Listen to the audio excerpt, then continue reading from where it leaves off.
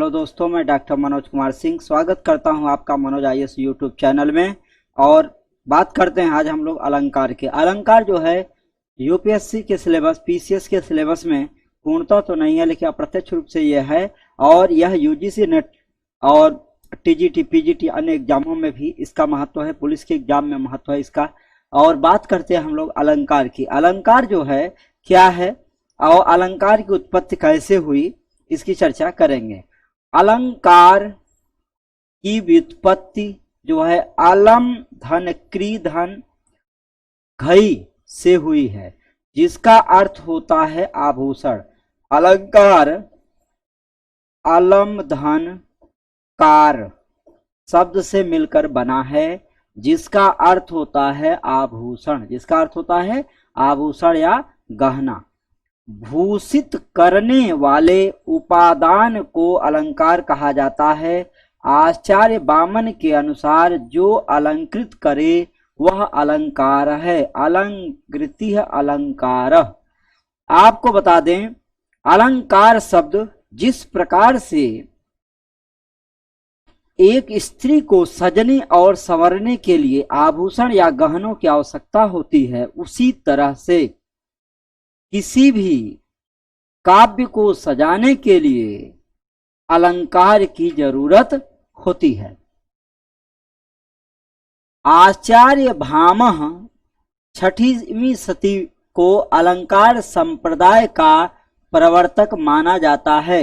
भामह ने अलंकार को काव्य का अनिवार्य तत्व घोषित करते हुए कहा, जिस प्रकार स्त्री का सुंदर मुख भी आभूषणों के बिना सुशोभित नहीं होता, उसी प्रकार अलंकार के बिना कविता सुशोभित नहीं होती। न कांतामणि निर्भूषणम विभाति वनिता मुखम, अर्थात बिना कांतामणि के विभूषण निर्भूष विभासिम वनिता, वनिता माने स्त्री का मुख भी बिना अलंकार के सुशोभित नहीं होता। उसी प्रकार से अलंकार काव्य की शोभा बढ़ाने के लिए भी अलंकारों की आवश्यकता होती है।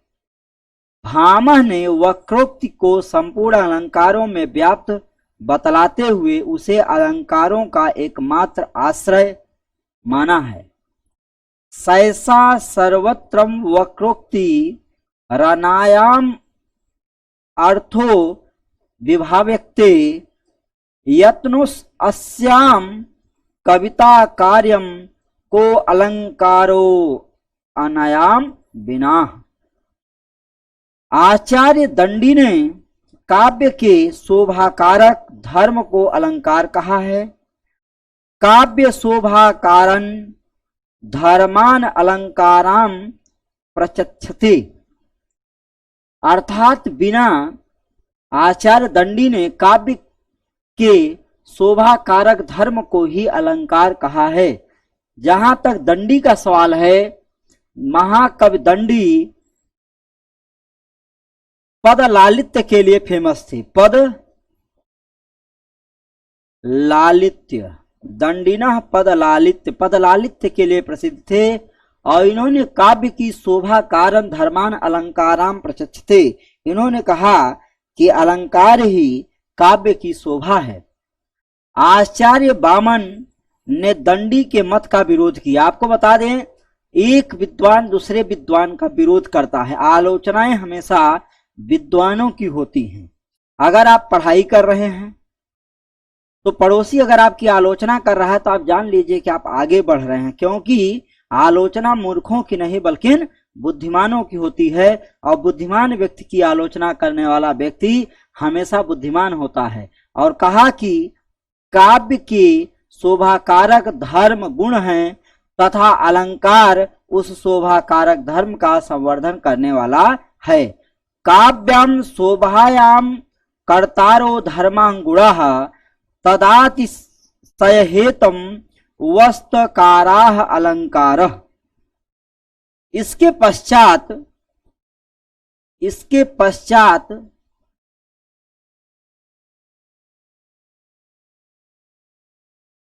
इसके पश्चात आचार्य आनंदवर्धन, मम्मट, विश्वनाथ आदि ने अलंकार का महत्व और कम कर दिया। वस्तुतः अलंकार काव्य की वह शोभा कारक धर्म है।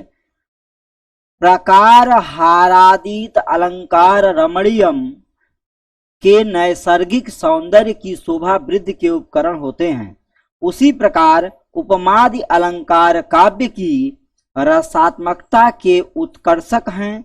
आचार्य जयदेव ने कहा, अलंकार के बिना कविता उसी प्रकार है जैसे उष्णता के बिना अग्नि। महाकवि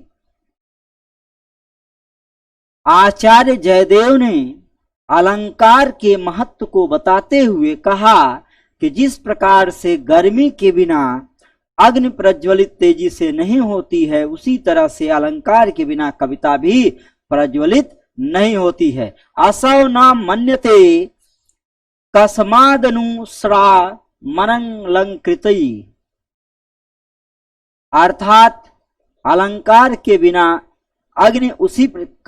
अलंकार के बिना कविता उसी प्रकार है जैसे उष्णता के बिना आग होती है। निष्कर्षतः आचार्य रामचंद्र शुक्ल, निष्कर्षतः अगर बात करें आचार्य रामचंद्र शुक्ल की परिभाषा दृष्टव्य है। आपको जानते हैं हिंदी साहित्य में आचार्य रामचंद्र शुक्ल आलोचक के रूप में प्रसिद्ध हैं, आलोचक के रूप में प्रसिद्ध हैं। और इनका चिंतामणि भाग 1 भाग 2 बहुत ही प्रसिद्ध आलोचनात्मक ग्रंथ हैं। भावों का उत्कर्ष दिखाने और वस्तुओं के गुण और क्रिया का अधिक तीव्र अनुभव कराने में कभी कभी सहायक होने वाली युक्ति अलंकार है। आचार्य रामचंद्र शुक्ल ने भावों को उत्कर्ष दिखाने और वस्तुओं के गुण और क्रिया का अधिक तीव्र अनुभव कराने में कभी कभी सहायक होने वाली युक्ति अलंकार है बात कही है। अलंकार के भेद, अलंकार के भेद। शब्दालंकार, जहां अलंकारगत रमणीयता शब्द का प्रयोग पर आश्रित हो वहां पर शब्दालंकार होता, अर्थात जहां पर शब्दों के माध्यम से अलंकारों में चमत्कार उत्पन्न होता है वहां शब्दालंकार होता है। वहां क्या होता है? शब्दालंकार होता है। अर्थालंकार, जहां अलंकार का सौंदर्य अर्थ में निहित हो वहां अर्थालंकार होता है, अर्थात जहां जिस काव्य में अर्थ के आधार पर चमत्कार उत्पन्न होता है वहां अर्थालंकार होता है। उभयालंकार, जहां शब्द और अर्थ दोनों ही कोट के चमत्कार रहते हैं वहां पर क्या होता है? उभयालंकार होता है, वहां पर उभयालंकार होता है। अब बात करते हैं अनुप्रास। अनुप्रास, शब्दालंकार में अनुप्रास, जहां वर्णों या व्यंजनों की सम्यता के आधार पर एक से अधिक बार आवृत्ति हो वहां अनुप्रास अलंकार होता है।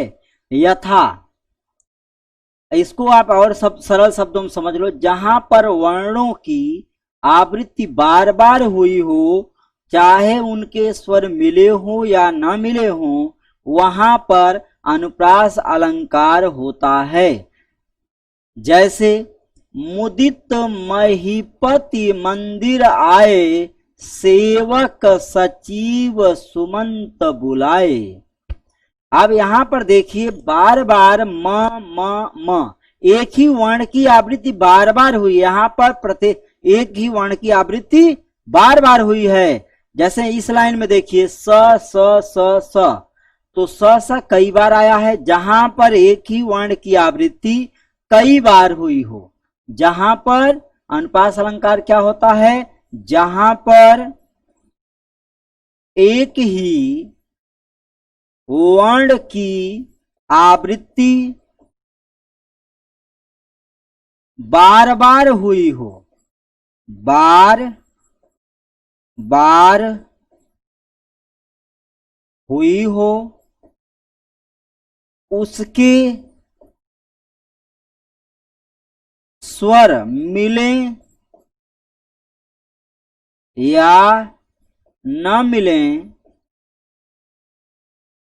वहां पर अनुप्रास अलंकार होता है। अनुप्रास अलंकार होता है। जहां पर एक ही वर्ण की आवृत्ति बार बार हुई हो, उसके स्वर मिले या न मिले, वहां पर अनुप्रास अलंकार होता है। वहां पर क्या होता है? अनुप्रास अलंकार होता है। दूसरा उदाहरण देखिए, चारु चंद्र की चंचल किरणें खेल रही थी जलथल में, चाचा जी के चबूतरे पर चार चोर चपर चपर चना चबा रहे थे। ऐसे उदाहरण जहां पर आए वहां पर निश्चित रूप से जो है अनुप्रास अलंकार होता है। अनुप्रास अलंकार के 5 भेद होते हैं। अनुप्रास अलंकार के कितने भेद होते हैं? 5 भेद होते हैं। छेकानुप्रास, वृत्तानुप्रास, श्रुत्यानुप्रास, अनत्यानुप्रास, लाटानुप्रास।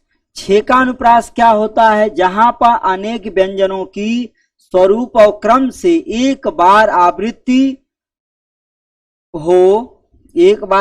हो, वहां छेकानुप्रास अलंकार होता है। जैसे रिझी रिझी, रहसी रहसी, हंसी हंसी उठे, ससय भरी आंसू, भरी कहत दई दई।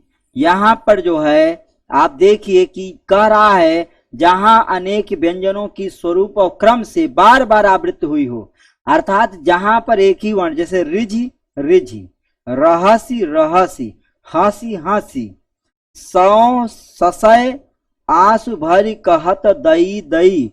ऐसे शब्द देखिए, यहाँ पे एक जोड़ा बन रहा है, यहाँ पे एक जोड़ा बन रहा है, यहाँ पे एक जोड़ा बन रहा है, यहाँ पे एक जोड़ा बन रहा है, यहाँ पे एक जोड़ा बन रहा है, और बार बार आवृत्ति हो रही है। तो इसीलिए ऐसे अनुप्रासों को छेकानुप्रास कहा जाता है। ऐसे अनुप्रास को छेकानुप्रास कहा जाता है। अगला है वृत्त्यानुप्रास। जहां वृत्ति के अनुसार एक या अनेक वर्णों की अनेक बार आवक होती है, वहां वृत्त्यानुप्रास अलंकार होता है। रसानुकूल भिन्न भिन्न वर्ण रचना को वन कहते हैं। जैसे कंगन, कंकन, कंकिन, नुपुर धुनि, सुनि कहत लखत सन राम हृदय गनी। तरनि तनुजा तटतमाल तरुवर बहुछाए, सहेश महेश गणेश दिनेश, सुरेशहु जाहि निरंतर गावे। ऐसे उदाहरण इसके हैं। जैसे कंगन, कंगन, किंगन, नुपुर धुनि, सुनि कहत लखत सन राम हृदय गनी।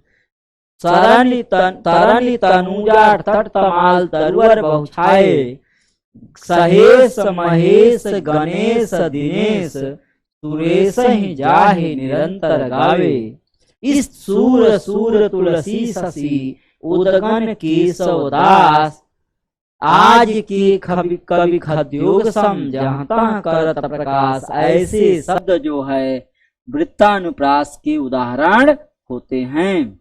अगला है श्रुत्यानुप्रास। जहां किसी एक ही स्थान, जैसे कंठ, तालु आदि से उच्चारित होने वाले वर्णों की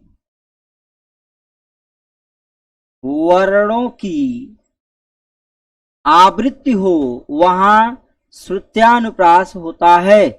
जैसे तुलसीदास सिदत निस्दिन, देखत तुम्हारी निठुराई। तुलसीदास सिदत निस्दिन, देखत तुम्हार निठुराई। तुलसीदास जी कहते हैं कि सिदत निस्दिन देखत तुम्हारी नुट्राई, हे भगवान आपकी नुट्राई देखकर अब मुझे संदेह होने लगा। क्या होने लगा है? संदेह होने लगा है कि आप इस तरह के भी हो सकते हैं, आप इस तरह के भी हो सकते हैं। अर्थात नुट्राई देखकर जो है भगवान श्री राम जो है क्या होते हैं, मतलब तुलसीदास थोड़ा सा घबरा जाते हैं।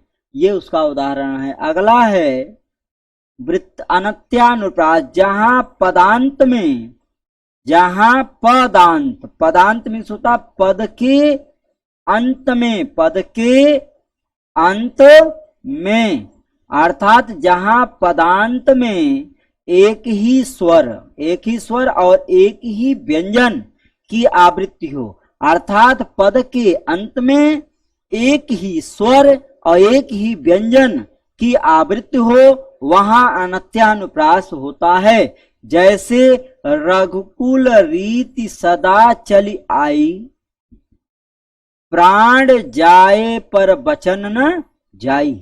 आप देखिए यहां पर एक ही क्या रहा है, एक ही स्वर और एक ही व्यंजन आ रहा है, आ ई। तो ऐसे शब्दों में अनत्यानुप्रास होता। जब आप इसको पढ़ेंगे तभी समझ पाएंगे। जहां पर जाई आई जैसे शब्द आए, आप जान लीजिए कि तुलसीदास ने सबसे ज्यादा जो है इस अलंकार का प्रयोग किया है, सबसे ज्यादा इसमें मिलता है इस अलंकार का प्रयोग। अब दूसरा उदाहरण देखिए, कुंद इंदु समदेह उमा रमन करुणा अयन, जहि दिन पर नेह करहु कृपा मर्दन मयन। अब यहाँ पर अयन और अयन, मयन अयन दो शब्द आ रहे हैं, तो नय यन यन दोनों में आ रहा है, तो यहाँ पर भी क्या है, अनत्यानुप्रास है। अब लाटानुप्रास देखते हैं। लाटानुप्रास अगला अलंकार है लाटानुप्रास। जब एक शब्द या वाक्य खंड की आवृत्ति उसी अर्थ में पर तत्परता या अन्वय में भेद हो तो वहां लाटानुप्रास होता है। जैसे पिय निकट जाके नहीं घाम चांदनी ताही, पिय निकट जाके नहीं धाम चांदनी ताही। अब देखिए बहुत बड़ी चीज है कि पिय निकट जाके नहीं घाम चांदनी ताही। अब आप देख लीजिए कि जिसके पति निकट नहीं है उसी के निकट घाम है, चांदनी है, वहीं पर चांदनी है। दूसरा कह रहा पिय निकट जाके नहीं, और जिसके पति निकट नहीं है वहां पर घाम चांदनी ताही, और वहीं पर घाम चांदनी वहीं पर है जहां पर जिसके पति निकट नहीं है।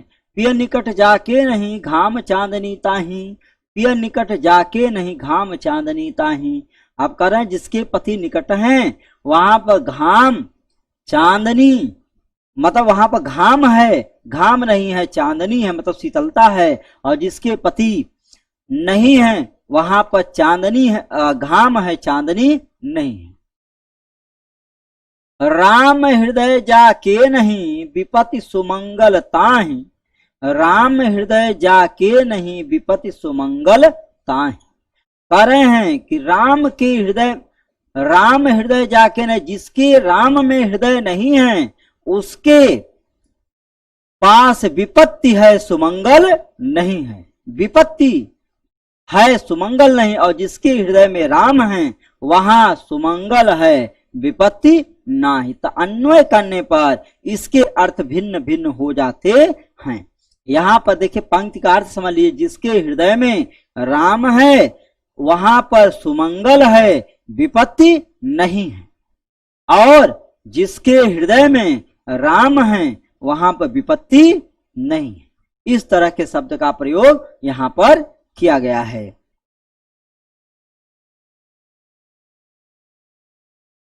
अब अगला अलंकार है अनुप्रास। जहां एक या एक से अधिक शब्द एक से अधिक बार प्रयुक्त हो एवं अर्थ भी प्रत्येक बार भिन्न भिन्न हो वहां यमक अलंकार होता है। यमक का अर्थ होता है युग्म या जोड़ा। यमक का अर्थ होता है युग्म या जोड़ा, जहां पर एक ही शब्द के अर्थ भिन्न भिन्न हो, कई बार आए हों और उनके अर्थ भिन्न भिन्न अर्थात अलग अलग हों, वहां पर यमक अलंकार होता है। जैसे कनक कनकते सौगुनी, मादकता अधिकाय, वा खाए बौराए जग, वा पाए बौराए। यह पंक्ति जो है बिहारी की है। बिहारी लाल, जैसा कि जानते हैं बिहारी लाल जो है कैसे कवि थे? गागर में सागर भरने वाले कवि थे। क्या थे? गागर में सागर भरने वाले कवि थे बिहारी लाल। बिहारी लाल द्वारा रचित यह जो ग्रंथ है अलंकार, अलंकारों के बारे में लिखा गया है। कनक कनकते सौगुनी, मादकता अधिकाय। अब यहाँ पर देखिए कनक शब्द दो बार आया है। पहले कनक का अर्थ है सोना और दूसरे कनक का अर्थ है धतूरा। कनक कनक थे सौगुनी, कनक कनक थे सौगुनी, मादकता अधिकाय, वा खाए बौराए जग, वा पाए बौराए। बिहारी लाल जी कहते हैं कि एक कनक दूसरे कनक, एक कनक का अर्थ है धतूरा, धतूरा खाने से आदमी पागल होता है। चलो ये तो चल जाता है, लेकिन इससे 100 गुना जहरीला या मादकता नशीला कौन है? धतूरा है, मतलब सोना है। क्योंकि धतूरा अधिक खाने से आदमी पागल हो जाते हैं, लेकिन सोना अधिक पा जाने से लोग पागल हो जाते हैं। इसलिए सोना जो है धतूरे से भी अधिक नशीला है। दूसरा है वर जीते सर मैन के, ऐसे देखे मैन, हरनी के नैनन ते हरनी के नैन। हर जीते सर मैन के, ऐसे देखे मैन, हरनी के नैन ते हरनी के नैन। केकी रव की निपुर ध्वनि, सुन जगती जगती की मुख प्यास। केकी रव की निपुर ध्वनि सुन, जगती जगती के मुख प्यास। जगती माने होता है जगत और जगती माने जागती है, रात भर। दोनों के अर्थ अलग अलग हैं। श्लेष अलंकार, श्लेष अलंकार देखिए, श्लेष का अर्थ है चिपकना। श्लेष का अर्थ होता है श्लिष्ट, श्लेष का अर्थ होता है श्लिष्ट अर्थात चिपका हुआ। श्लेष का अर्थ होता है चिपकना, मिलना अथवा संयोग। जहां एक शब्द के साथ अनेक अर्थ चिपके रहें वहां श्लेष अलंकार होता है। जहां श्लेष का अर्थ है चिपकना या मिलना अथवा संयोग, जहां एक शब्द के साथ अनेक अर्थ चिपके रहें वहां श्लेष अलंकार होता है। वहां क्या होता है? श्लेष अलंकार होता है। जैसे रहीमन पानी राखिए, बिन पानी सब सून, पानी गए न उबरे मोती मानुष चून। अब आप देखिए यहाँ लाइन में देखिए पानी शब्द आया है। पानी के अर्थ यहाँ पर 3 हैं, 3 बार श्लिष्ट हुआ है। पानी का अर्थ मनुष्य के अर्थ में, मनुष्य के अर्थ में इज्जत होगा। क्या होगा? इज्जत। चूना के अर्थ में जल होगा और मोती के अर्थ में चमक होगा। अर्थात यहां पर इसका अर्थ क्या है? श्लिष्ट है। इसका अर्थ क्या है? श्लिष्ट है। अर्थात यहां पर क्या है? श्लेष अलंकार हुआ है। चिरंजीवे जोर जुरे, क्यों न स्नेह गंभीर, को घट ये वृष भानुजा, वे हलदर के वीर। अब यहाँ पर वृषभ भानुजा, वृषभ माने बैल, बैल की पुत्री और दूसरा बलराम की बहन। एक जगह इसका अर्थ राधा हो रहा है। वृषभ भानुजा अर्थात बलराम की बहन सुभद्रा की चर्चा की जा रही है। दूसरी तरफ वृषभ भानुजा राधा की चर्चा की जा रही है।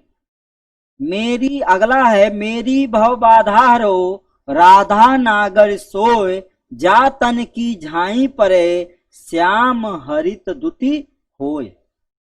मेरी भव बाधा हरो राधा नागर सोय जा तन की झाई परे श्याम हरित दुति होय। अब मेरी भव बाधा हरो राधा नागर सोय, मेरी भव बाधा हरो मेरे दुखों को दूर करो। राधा नागर सोय जा तन की झाई परे श्याम हरित दुत होय। यहाँ पर एक बात यह है कि श्याम अर्थात काला रंग चमकने लगता है। दूसरा है पाप, काले का प्रतीक है पाप, पाप नष्ट हो जाता है और उसके स्थान पर प्रकाश उत्पन्न हो जाता है। ऐसी राधा मेरे ऊपर कृपा करें जिसकी परछाई पड़ने मात्र से या तो पाप दूर हो जाता है या श्याम स्वयं चांदी की तरह चमकने लगते हैं। अगला अलंकार है श्लेष अलंकार के भेद। श्लेष अलंकार के दो भेद होते हैं। श्लेष अलंकार के कितने भेद होते हैं? दो भेद होते हैं। एक होता है अभंग श्लेष, दूसरा होता है सभंग श्लेष। एक होता है अभंग श्लेष, दूसरा होता है सभंग श्लेष। अभंग श्लेष और दूसरा सभंग श्लेष। श्लेष में शब्द के दो टुकड़े किए बिना ही जहां एक से अधिक अर्थ निकल जाएं वहां अभंग श्लेष होता है। जैसे चरण धरत शंका करत छितवत चहुओर सुवर्ण को ढूंढत फिरत कवि व्यभिचारी चोर। अब यहाँ पर देखिए अभंग में यहाँ पर देखिए एक शब्द आया है चरण धरत शंका करत, चरण धर रहा है शंका भी कर रहा है। चितवत चहुओर सुवर्ण को खोजत फिरत कवि व्यभिचारी चोर। अब यहाँ पे देखिए सुवर्ण इसके तीन अर्थ हैं। सुवर्ण के तीन अर्थ है। एक होता है सुवर्ण, सुवर्ण माने होता है सोना, और दूसरा सुवर्ण मतलब होता है सुंदर रंग, और तीसरा इसका अर्थ है सुंदर अक्षर या वर्ण। अब आप देखिए यहां पर आया है चरण धरत शंका करत चितवत चहुओर सुवर्ण को ढूंढत फिरत कवि व्यभिचारी और चोर। अब देखिए चोर जो है ढूंढेगा किसको? स्वर्ण माने सोना। चोर क्या करता है? चारों तरफ ढूंढते फिरता रहता है। वह किसको खोजता है? सोना को खोजता है। व्यभिचारी अर्थात चरित्रहीन व्यक्ति सुंदर वर्ण की स्त्री को खोजता रहता है। और अगला है सुवर्ण माने होता सुंदर अक्षर। कवि जो है सुंदर अक्षर को खोजता रहता है। ये जो है इसका एक अर्थ है। आप समझ में आ गया होगा आपको। अगला देखते हैं।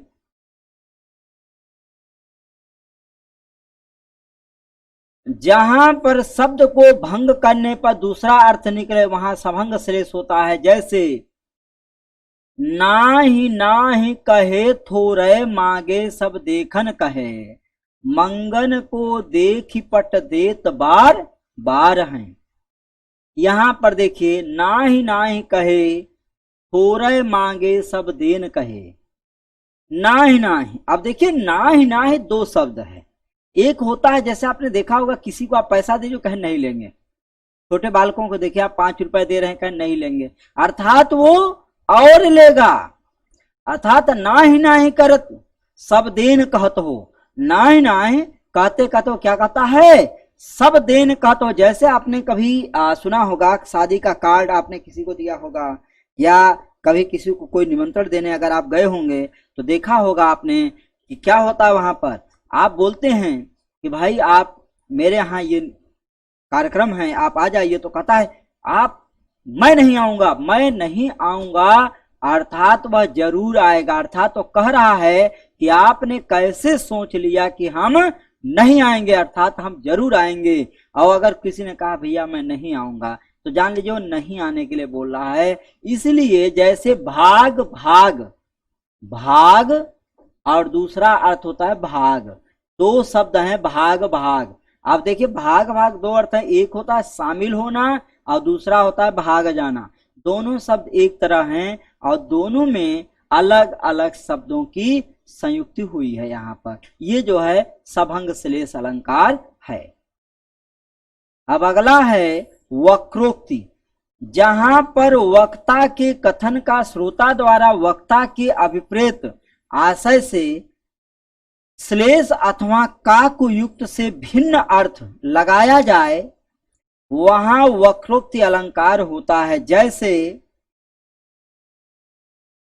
मैं सुकुमारी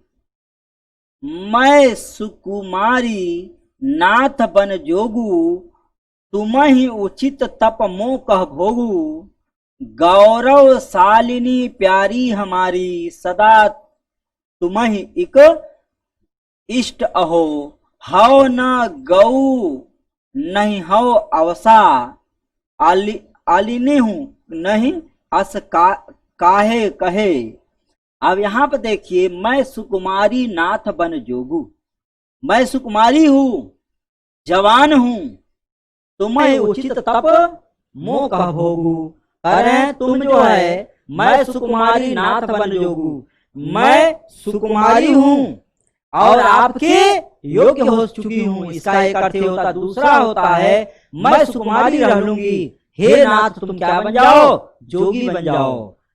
ठीक है, इस तरह की शब्द जो है वक्रोक्ति अलंकार, क्योंकि जहां पर वक्ता के कथन का श्रोता द्वारा वक्ता के अभिप्रेत आशय से श्लेष अथवा काक युक्त से भिन्न अर्थ लगा लिया जाए। जैसे एक लड़की है, जवान है, सुकुमारी है, तो कह रही है मैं सुकुमारी नाथ बन जोगू, कह रही है मैं सुकुमारी हूं और आपके जोगू माने योग्य हो चुकी हूं, आपके योग्य हो चुकी हूं, अर्थात आप मुझसे विवाह कर लीजिए।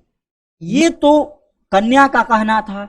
दूसरी तरफ जो ब्रह्मचारी व्यक्ति था उसे क्या लगता है, यह लड़की क्या कर रही है, मैं सदैव सुकुमारी रह लूंगी, मायावती की तरह हमेशा सुकुमारी रहने की बात करती है, तो सुकुमारी रह लूंगी और तुम्हें उचित तप मोह कह भोगु, तुम उचित जोगी बन जाओ और तुम जो है क्या करो, तप करो और मेरे भोग से दूर रहो, मेरे भोग से क्या करो, दूर रहो। दोनों यहाँ पर कहते अलग सेंस में हैं और दोनों अलग अलग अर्थ लगा लेते हैं। यहाँ पर जो है इस तरह के शब्द बने हुए हैं। यहाँ पर जोगू शब्द जो है, क्योंकि श्लेष है, चिपका हुआ है, जोगू का अर्थ होता है, जोगू का अर्थ जो है दो है, एक होता है योग्य और एक होता है, एक हुआ क्या योग्य और दूसरा होता है योगी। ये जो है दो अर्थ बन गए यहां पर।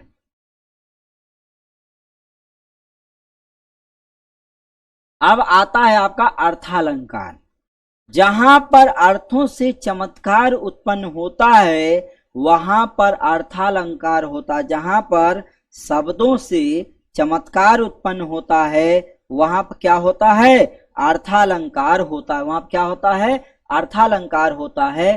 अर्थालंकार के कई भेद हैं। इसमें पहला है उपमा। उपमा का शाब्दिक अर्थ है, उपमा का शाब्दिक अर्थ है सादृश्य, समान या तुलना। जहां उपमेय और उपमान में गुण, रूप या चमत्कृत सौंदर्य मूलक सादृश्य का प्रतिपादन किया जाए वहां उपमा अलंकार होता है। दूसरे शब्दों में जब एक ही वाक्य में उपमेय और उपमान का सादृश्य अथवा साम्य प्रतिपादित किया जाए वहां विपरीत धर्म की कोई चर्चा न हो वहां उपमा अलंकार होता है। जैसे शून्य सुर सरि सम पावन बानी, पीपर पात सरिस मन डोला। उपमा अलंकार को अलंकारों की जननी कहा जाता है, इसे अलंकारों की जननी कहा जाता है। अर्थात उपमा अलंकार ही सभी अलंकारों की क्या है, मां है। उपमा का शाब्दिक अर्थ होता है सादृश्य, समान या तुलना। जहां उपमेय में उपमान की गुण रूप या चमत्कार सौंदर्य सादृश्य प्रतिपादन किया जाए वहां उपमा अलंकार होता है। साधारण शब्दों में इसका अर्थ समझ लीजिए, जहां उपमेय में उपमान की तुलना या संभावना व्यक्त की जाए तथा से सरिस समान सादृश्य, सरिस जैसे शब्द आए, सा से सी, समान सदृश जैसे शब्द आए, वहां पर उपमा अलंकार होता है। अथवा साम्य प्रतिपादित किया जाए और विपरीत धर्म की कोई चर्चा न हो वहां उपमा अलंकार होता है। जैसे सुन सुर सरी सम पावन बानी, सुन सुर सरी, सुर सरी सम पावन बानी।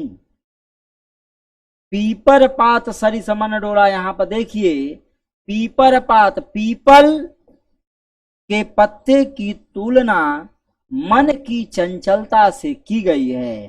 पीपल के पत्ते की तुलना मन की चंचलता से की गई है। जिस तरह से मन सोते समय भी चलता रहता, उसी तरह से जो है क्या होता है, मन चलता रहता, उसी तरह से बिना पवन के भी पीपल का पत्ता सदैव चलता रहता है। इसलिए यहाँ पर क्या हुआ है, सरिस शब्द भी आया है, जिसके कारण यहाँ पर क्या है, देखिए पहली वाली लाइन में सम आ रहा है, दूसरी वाली में सरिस आ रहा है। दोनों जो है वाचक शब्द हैं उपमा अलंकार के, इसलिए यहाँ पर उपमा अलंकार हुआ है। अब अगला है उपमा के 4 अंग। उपमा अलंकार के 4 अंग होते हैं। पहला है उपमान, जिससे उपमा दी जाए अथवा उपमेय की जिस पदार्थ से उपमा दी जाती है उसे उपमान कहते हैं। हिंदी में इसे अप्रस्तुत, अवर्णनीय, अप्रकृत, अप्रासंगिक आदि कहते हैं। दूसरा होता है उपमेय, जिसकी उपमा दी जाए अथवा जिसकी किसी वस्तु से तुलना या समानता की जाती है उसे उपमेय कहते हैं। हिंदी में इसे प्रस्तुत, वर्णनीय, वर्ण, प्रागिक आदि कहते हैं। वर्ण, प्रागिक आदि कहते हैं। ठीक है। अगला है वाचक। वाचक क्या है, उपमान और उपमेय में सादृश्य की स्थापना करने वाले शब्द तन, समान, सदृश, तूल, सम, सरिस, इव वाचक कहलाते हैं। इसको जो है वाचक शब्द कहते हैं। धर्म, गुण या विशेषता जिसके आधार पर उपमान एवं उपमेय में तुलना की जाती है उसे धर्म कहते हैं। क्या कहते हैं, धर्म कहते हैं। जैसे देखिए उदाहरण है बानी, उपमान पीपर पात, धर्म पावन, वाचक सम, डोला, सरिस। धर्म है पावन और डोला, वाचक क्या है, सम, सरिस। पीपर पात सरिस सम डोला। रूपक अलंकार, अगला है रूपक अलंकार। रूपक अलंकार जहां उपमेय और उपमान में भेद रहित आरोप किया जाता है वहां रूपक अलंकार होता है। जैसे उदित उदयगिरि मंच पर रघुबर बाल पतंग। उदित उदयगिरि मंच पर रघुबर बाल पतंग, विकसेउ संत सरोजवन, हरसे लोचन भृंग। हर्षे लोचन भृंग। अब आप देखिए, उदित उदयगिरि मंच पर रघुबर बाल पतंग। बाल पतंग माने क्या होता है? पतंग का अर्थ होता है सूर्य, और बाल माने बालक। उदित उदयगिरि मंच पर, उदित हुआ उदयगिरि, उदयगिरि माने पूरब दिशा में, उदित कौन? सूर्य निकल आया है मंच पर। जैसे ही रघुबर बाल पतंग, रघुबर बाल, रघुबर माने क्या होता है? रघुबर अर्थात भगवान श्री राम। यहाँ पर राम की बात की जा रही है। जब ये कहानी उस समय की है जब जब जो है सीता स्वयंवर हो रहा था, और सीता स्वयंवर के समय में भगवान श्री राम विश्वामित्र के साथ सीधे कहां पहुंच जाते हैं? जनक द्वारा कराए जा रहे सीता स्वयंवर में पहुंच जाते हैं। जैसे ही वो मंच पर विराजमान होते थे, ऐसा लगता उदित उदय गिरि मंच पर। उदित उदय, उदित हुए हैं कौन? निकल आए, प्रकट हुए हैं कौन? उदय अर्थात सूर्य। गिरि मंच, गिरि माने पर्वत, पर्वत रूपी मंच पर निकल आए हैं कौन? रघुबर बाल पतंग। रघुपर, रघुबर बाल पतंग, रघुबर माने सूर्य, रघुबर माने होता है भगवान श्री राम, बाल माने बालक, और पतंग माने सूर्य निकल आया है। विकसेउ संत सरोज, सरोजवन हरसे लोचन भृंग। विकसे संत सरोजनन हरसे लोचन भृंग। अब आप सोचिए कि जैसे विकसेउ संत सरोजवन, विकसित हो गए हैं कौन? संतों के सरोज नयन, और नयन जो है उनके क्या हो जाते हैं? हर्षने लगते हैं। किसके लिए? हर्षे लोचन भृंग। और सरोज वन में, जैसे तालाब में कमल खिलाया हो, वनों में कमल खिलाया हो, और उसे प्राप्त करने के लिए हर्षित हो रहे हैं कौन? लोचन भृंग, भृंग माने साधु, साधुओं का समूह भगवान श्री राम के दर्शनों के लिए लालायित हो रहे हैं। यहाँ पर तुलसीदास, ये जो है तुलसीदास द्वारा लिखा गया। किसके द्वारा लिखा गया है? तुलसीदास द्वारा लिखा गया। किसके द्वारा? तुलसीदास द्वारा। तुलसीदास द्वारा लिखा गया है क्या? अयोध्या कांड। ये अयोध्या कांड का है। अब आता है रूपक के तीन भेद हैं। कौन कौन रूपक के तीन भेद हैं? इसका एक उदाहरण और देख लीजिए, मैं बता देता हूं रूपक अलंकार के। बीती विभावरी जागरी, बीती विभावरी, बीती विभावरी जागरी, जागरी, बीती विभावरी जागरी,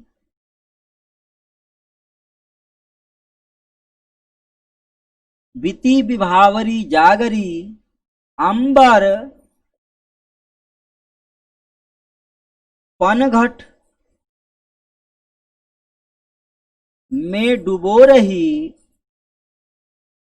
डुबो रही उषा तारा घट नागरी। अंबर पनघट में डुबो रही उषा तारा घट नागरी। बीती विभावरी जागरी, रात बीत गई है। जागरी, हे सखियों जागाओ, सवेरा होने वाला है। सवेरा होने का प्रतीक क्या बता रहे हैं? अंबर पनघट में डुबो रही उषा तारा घट नागरी। उषा अंबर रूपी आकाश में तारे रूपी घड़े को कौन डुबो रही है? उषा। उषा मतलब सूर्य की प्रथम किरण डुबो रही। तारा घट नागरी, तारे रूपी घड़े को चतुर नारियों द्वारा डुबोया जा रहा है। ये जो है पंक्ति जो है रूपक अलंकार का उदाहरण है। रूपक के तीन प्रमुख भेद होते हैं। निरंग रूपक, जहां एक उपमेय में एक उपमान का आरोप हो उसे निरंग रूपक कहते हैं। इसे निरवयव भी कहते हैं। जैसे ओ चिंता की पहली रेखा, अरे विश्ववन की ब्याली, ज्वालामुखी विस्फोट के भीषण प्रथम कंपन सी मतवाली। ओ चिंता की पहली रेखा, अरे वो तुम चिंता की पहली रेखा हो, अरे विश्व वन की ब्याली, और तुम विश्व वन में सर्पिणी के समान प्रतीत हो रही हो, ज्वालामुखी विस्फोट के भीषण प्रथम कंप सी मतवाली। और तुम तो ज्वालामुखी जब निकलता है तो समय पृथ्वी पर भूकंप आ जाता है, भूकंप की तरह तुम मतवाली प्रतीत हो रही हो। वर धामन बाम चढ़ी बरसे, मुस्कान सुधा घन सार घनी, सखियान के आनन इंदन तय अखियान की बदन वारी तनी। बर धामन बाम चढ़ी बरसे, मुखसान सुधा घनसार घनी। घनसार माने कपूर होता है, और सखियन के आनन इंदन तय अखियन की बंधन वारी तनी। जिस तरह से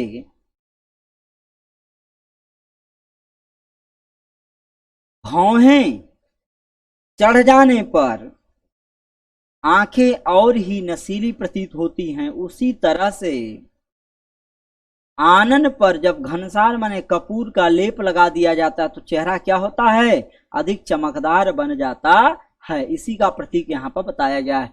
हरिमुख पंकज ध्रुव धनुष, खंजन लोचन मित्त, बिंब अधर कुंडल मकर, बसे रहत मो चित। हरिमुख पंकज, यहाँ पर हरि माने कृष्ण, कृष्ण का मुख, पंकज माने कमल के समान है, ध्रुव धनुष, और ध्रुव क्या है, धनुष के समान प्रतीत उनकी भौहें धनुष के समान प्रतीत हो। खंज लोचन, और खंज लोचन माने खंजन लोचन मित्त, और खंजन माने होता है अंधा, आंखें जिसकी अंधी हो, और लोचन माने आंखें, मित्त और आंखें मृत के समान। बिंब आधार, बिंब माने परछाई, आधार माने होठ, कुंडल में मकर, मकर की आकृति कानों पर, बसे रहत मोचित, और वो ऐसे भगवान मेरे हृदय में बसे हुए, अर्थात जो सूरदास के मित्र हैं, और उनका मुख जो है कमल के समान है, और ध्रुव माने भौहें जो हैं किसके समान हैं, धनुष के समान तिरछी हैं, और ऐसे भगवान मेरे जो है, बिंब माने परछाइयां, अधर माने ओठ, कुंडल में मकर, मकर की आकृति बन गई हो, बसे रहत मोचित, मेरे हृदय में बसे हुए हैं। अगला है सांग रूपक, जहां उपमेय में उपमान के अंगों का आरोप हो वहां सांग रूपक होता है। इसे सावयव रूपक भी कहते हैं। इसे पहले उसको निरंग रूपक को, निसंग रूपक को क्या कहा, निरयव कहा गया, इसको सायव कहा जाता है। नारी कुमुदनी अवधसर, रघुबर बिरह दिनेश, अस्त भय विकसित भई, निरखी राम राकेश। राकेश माने होता है राकेश, राका माने होता रात, रात के ईश्वर अर्थात चंद्रमा। कौन, चंद्रमा, रात के ईश्वर होते हैं चंद्रमा। दिनेश माने सूर्य, दिनेश माने सूर्य। दीन धन ईश अर्थात दिनेश अर्थात सूर्य, दीन धन ईश, दीन धन ईश अर्थात दिन के ईश्वर अर्थात सूर्य, और राका ईश, रात के ईश, राका, राका माने रात होती है, राका धन ईश अर्थात रात के ईश्वर अर्थात चंद्रमा। कर हैं नारी कुमुदनी, नारियां क्या हैं, कुमुदनी हैं। अवध सर, अवध माने अयोध्या, सर माने तालाब है। रघुबर बिरह दिनेश, और रघुबर अर्थात भगवान श्री राम के विरह से दिनेश माने सूर्य विलुप्त हो गया। अस्त भय विकसित भई, और दिनेश क्या होते हैं, अस्त हो जाते हैं। विकसित भई निरखी राम राकेश, और राम रूपी चंद्रमा को देख करके सब जो है विकसित हो जाते हैं। अगला है परम्परित रूपक। परम्परित रूपक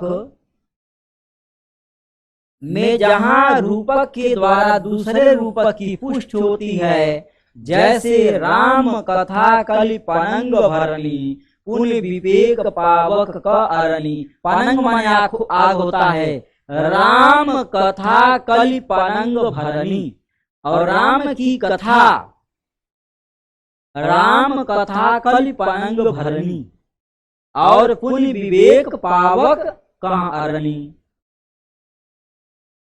प्रतीप अलंकार। प्रतीप माने होता उल्टा, प्रतीप का अर्थ होता है उल्टा या विपरीत। यह अलंकार उपमा का उल्टा होता है।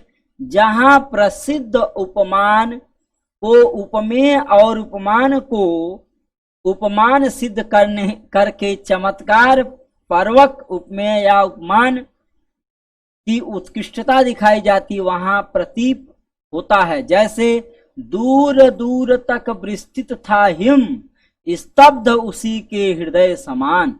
अब बताइए हृदय क्या होता है? छोटा होता है। और हृदय की तुलना किससे की जा रही है? किससे? हिम से। हिम की तरह विशाल हृदय बताया जा रहा है, जबकि क्या है? छोटा है। उतरी नहाने जमुन जल, ज्यों शरीर सम श्याम। उतरी नहाने जमुन जल, ज्यों शरीर सम श्याम। उतर करके नहाने लगे हैं जमुना के जल में, ज्यों शरीर सम श्याम। और जैसे जिस तरह से श्याम की शरीर है, उसी तरह से यमुना भी प्रतीत हो रही है। अगला अलंकार है व्यतिरेत। क्या है? व्यतिरेत। व्यतिरेत का मतलब होता है जहां उपमेय में उपमान से सकारण उत्कर्ष दिखाया जाए, वहां व्यतिरेत होता है। यह चार आधार पर हो सकता है। इसके चार आधार होते हैं। इसके व्यतिरेत अलंकार के चार आधार होते हैं। कितने आधार होते हैं? चार आधार होते हैं। उपमेय के उत्कर्ष और उपमान के अपकर्ष का कारण दिखाकर एक बनाया जाता है। दूसरा केवल उपमान के अपकर्ष का कारण दिखाकर बनाया जाता है। सिर्फ उपमान के अपकर्ष का कारण दिखाकर बनाया जाता है। एक होता उपमान के उत्कर्ष और उपमान के अपकर्ष का कारण दिखाकर बनाया जाता है। उदाहरण इसका है सम सुवरन सुख मा कर सुखद न थोर, सिय अंग सखी कोमल कनक कठोर। सम सुवरन सुखमा कर सुखद न थोर, सिय अंग सखी कोमल कनक कठोर। यहाँ पर देखिए कारण दिखा करके किया गया है। सिय मुख शरद कमल जिमि, किमि कहीं जाए, निसि मलिन वह निस दिन यह विगसाय। ये जो है इसका उदाहरण। अगला है उत्प्रेक्षालंकार। उत्प्रेक्षालंकार क्या होता है? जब उपमेय में उपमान की संभावना या कल्पना कर ली जाए तथा उत्प्रेक्षा अलंकार माना जाता है, तथा इसके वाचक शब्द जो, जनु, जनो, मनु, मनो, मानो जैसे शब्द आए, वहां पर ये वाचक शब्द होते हैं। इसके जनु, जनो, मनु, मनो। ये जो है जानो, जनु, जनो, मनु, मनो जैसे वाचक शब्द आए, वहां पर उत्प्रेक्षा अलंकार होता है। जैसे देखिए, अब इस उदाहरण देखिए। सोहत ओढ़े पीत पटु, श्याम सलोने गात, मनो नील मणि सल्प। मनो आ गया ना, मनो। तो जनु जानो मनु मानो, जनु जानो मनु मानो, मनो जैसे शब्द आए, वहां पर क्या होगा? उत्प्रेक्षा अलंकार होता है। शैल पर आतप पर्यो प्रभात, सोहत ओढ़े पीठ पर। श्याम भगवान श्री कृष्ण जब पीत वर्ण का, पीले प्रकार का जब एक दुपट्टा ओढ़ लेते हैं, तो ऐसा प्रतीत हो जाए जैसे नीलमणि शैल भी उनसे शर्मा रही है। अगला है वह देखो वन के अंतराल से निकले, मानो दो तारे क्षितिज जाल से निकले। मानो शब्द आ गया यहाँ पर भी उत्प्रेक्षा अलंकार है। छिपे छबीली मुहल से नीचे अंचल चीर, मानो मनो कला निधि झलमलय कालिंदी के तीर। कालिंदी माने होता यमुना, यमुना के किनारे ये झिलमिला रहे हैं। इस तरह से जो है मनो शब्द आया, मनो मनो मनो, जनु जानो आ जाता है, ऐसे शब्द आ जाते हैं तो वहां पर क्या हो जाएगा, मन मनो जनु जानो जैसे शब्द आए वहां पर उत्प्रेक्षा अलंकार होता। अगला है संदेह। रूप रंग आदि का सादृश होने के कारण उपमेय में उपमान का संशय होने में संदेह अलंकार होता है। जैसे जब आपको बता दे रूप, उपमेय में उपमान का संशय, जब वहां पर रूप रंग आदि एक समान हो जाए और दोनों में इतना संशय हो जाए कि कहना कठिन हो जाए कि उपमेय है कि उपमान है, वहां पर संदेह अलंकार होता है। जैसे सारी बीच नारी है कि नारी बीच सारी है, कि सारी के बीच में नारी है कि नारी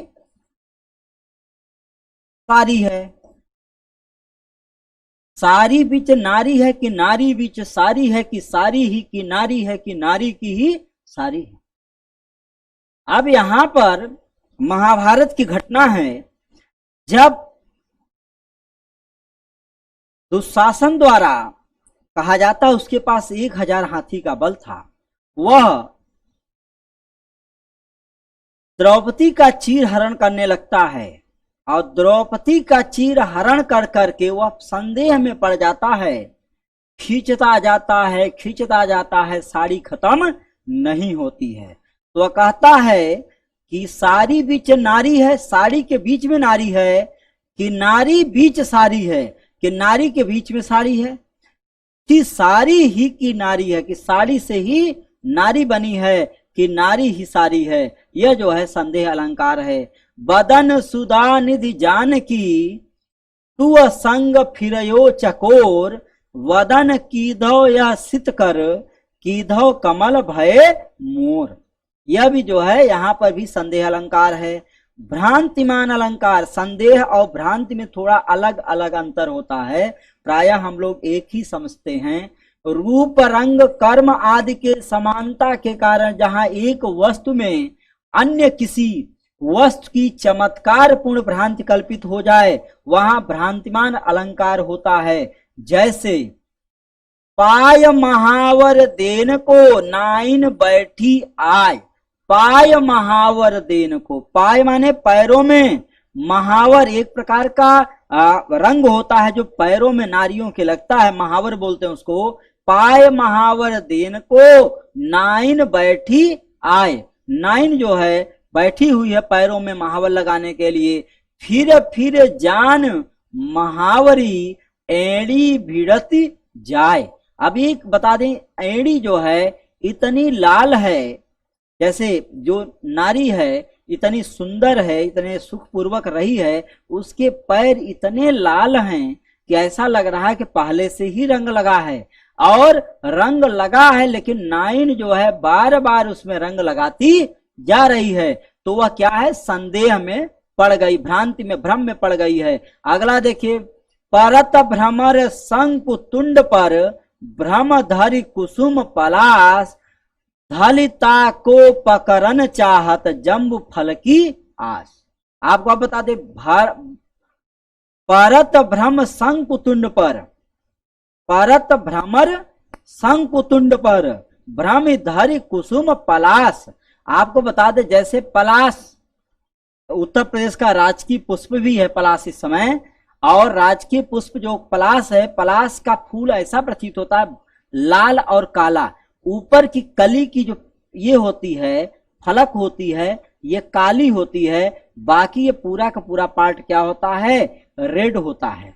क्या होता है, रेड होता है। ये जो है इस तरह का होता है, जो कलियां होती हैं इसकी, ये कली वाला पार्ट क्या होता है, काला होता है, ठीक है, और काला सा होता है। और इसके बाद जो फूल होता है, ये फूल जो होता है इसका क्या होता है, रेड होता है। ये फूल वाला पार्ट इसका जो है क्या होता है, रेड होता है ये।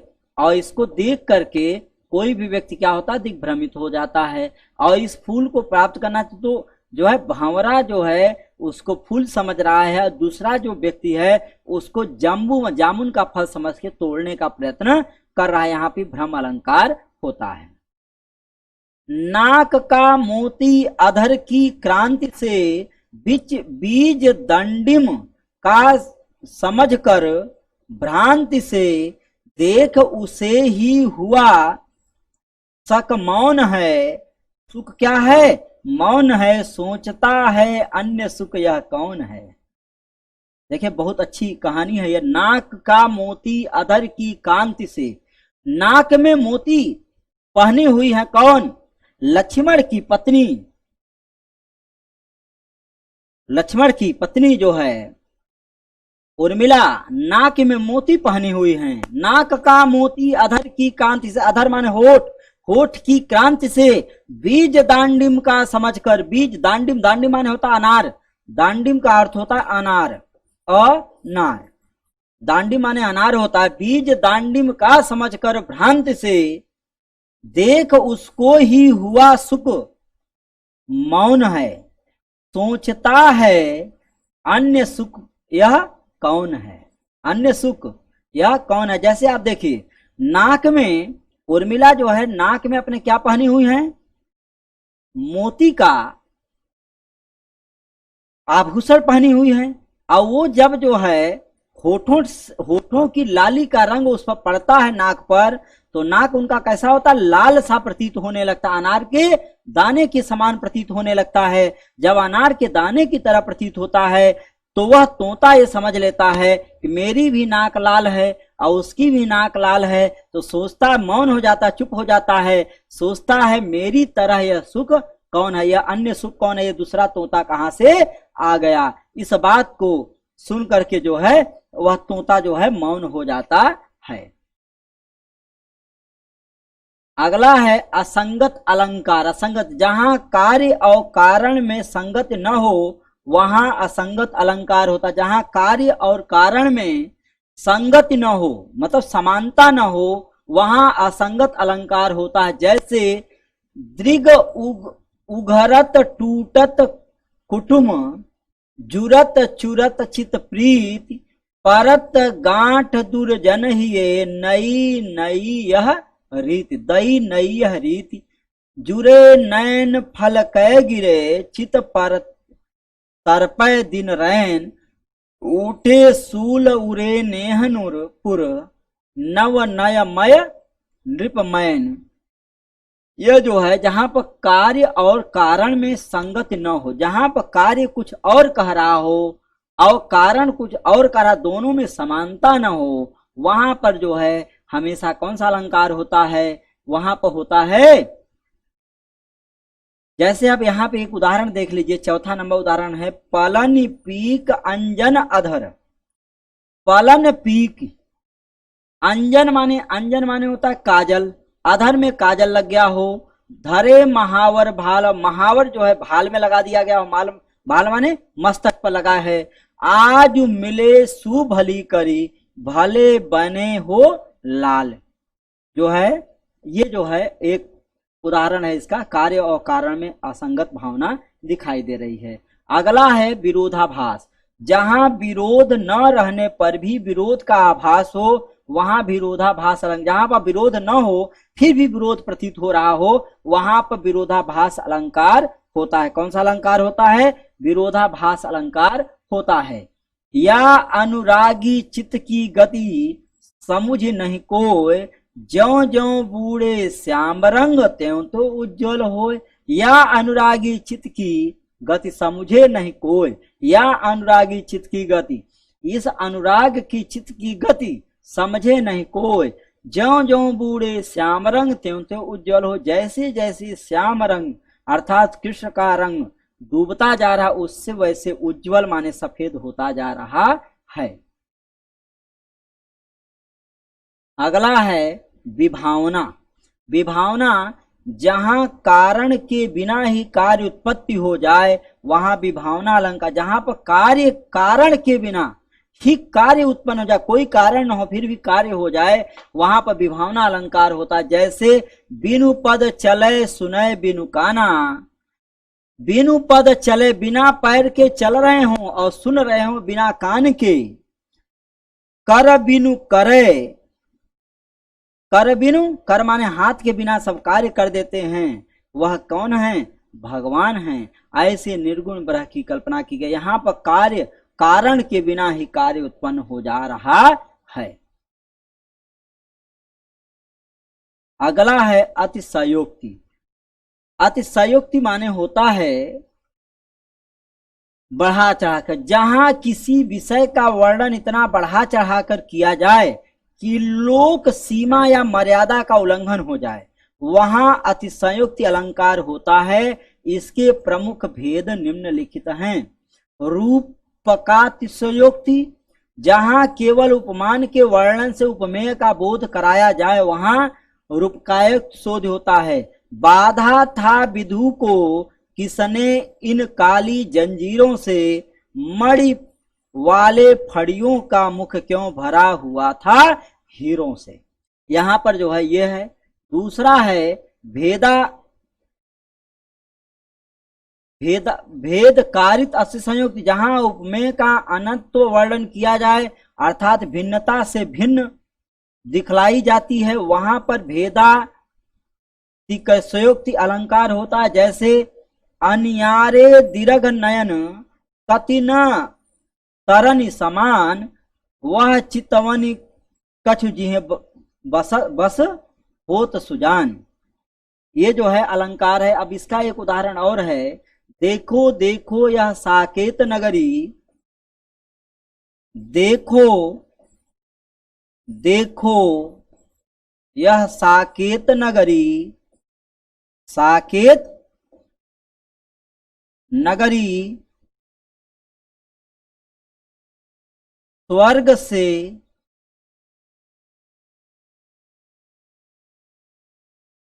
से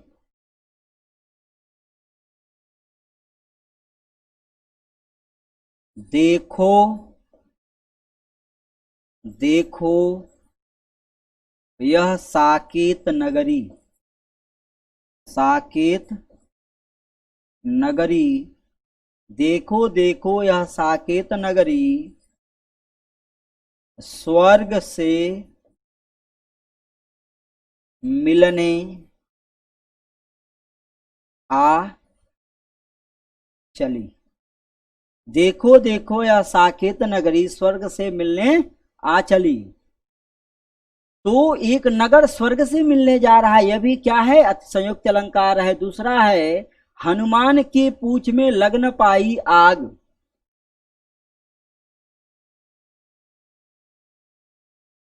हनुमान की पूंछ में लग न पाई आग, सारी लंका जल गई, सारी लंका जल गई, गए निशाचर भाग। हनुमान के पूंछ में आग लगी नहीं, सारी लंका जल भी गई और सभी निशाचर भाग गए। यह जो है इसका उदाहरण है। अब इसके आगे दोस्तों कल हम इसके आगे पढ़ाएंगे और उपमालंकार इसके जो है आगे पढ़ाएंगे और आपको बताएंगे कि कैसे और अलंकार इसके भेद जो बचे हुए हैं और इसको जो है कल हम बताएंगे। ठीक है, तो मिलते हैं अगली क्लास में दोस्तों, तब तक के लिए जय हिंद।